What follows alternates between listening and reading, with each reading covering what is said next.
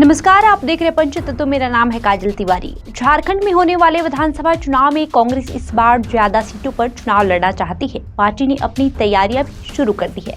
पिछले चुनाव में कांग्रेस को गठबंधन में 31 सीटें मिली थी, जिनमें से 17 पर जीत हासिल हुई थी। इस बार कांग्रेस की नजर कुछ और सीटों पर है।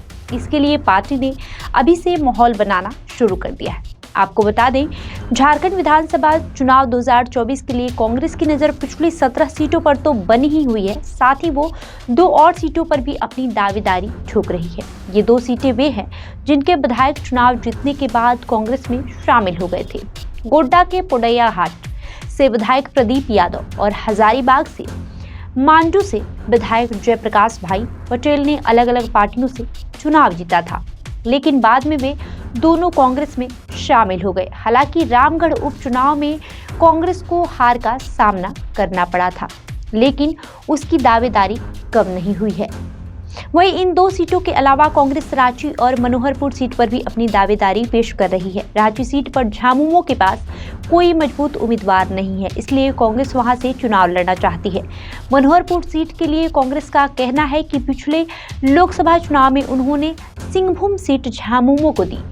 यहां से झामुमो उम्मीदवार जोबा मांझी सांसद चुनी गई।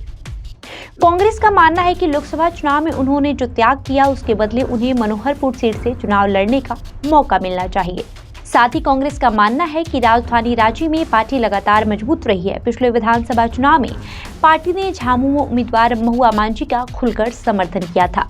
कांग्रेस के मुताबिक इसी की बदौलत महुआ मांझी भाजपा के दिग्गज सीपी सिंह से महज 5900 के करीब मतों से हारी थी। अब महुआ राज्यसभा पहुंच गई है, तो कांग्रेस एक बार फिर रांची सीट पर कब्जा करना चाहती है। कांग्रेस विशुनपुर और सिसई विधानसभा सीटों पर भी अपनी दावेदारी पेश करने के मूड में है। विशुनपुर से झामुमो विधायक चमरा लिंडा ने पार्टी से बगावत करके लोकसभा चुनाव लड़ा था और उन्हें अपने ही गढ़ में कम वोट मिले थे। इसे आधार बनाकर कांग्रेस झामुमो की इस सीट पर भी अपनी दावेदारी ठोक रही है।